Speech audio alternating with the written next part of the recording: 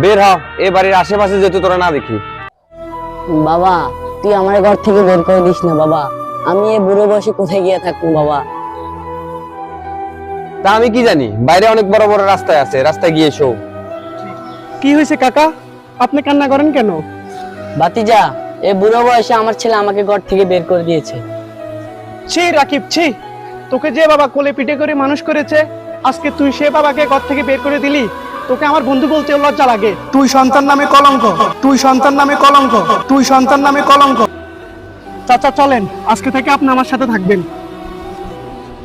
চাচা আপনি এখান দিয়ে বসেন, আজকে থেকে আপনার কোনো টেনশন নাই, আজকে থেকে আমি আছি। সত্যি করে বলেন তো চাচা, আজকে আপনার সাথে কি হয়েছে? কি কমু বাবা, দুঃখের কথা। সেই ছোট্টবেলা থেকে ও আমার বউয়ের কোলে ঘুমাইছে, আজকে যে একটু আমি ওর বউয়ের কোলে ঘুমাইতে গেছি। তুই এক্ষুনি আমার বাড়ি থেকে বের হ। এই জন্য মানুষে বলে পর কখনো আপন হয় না।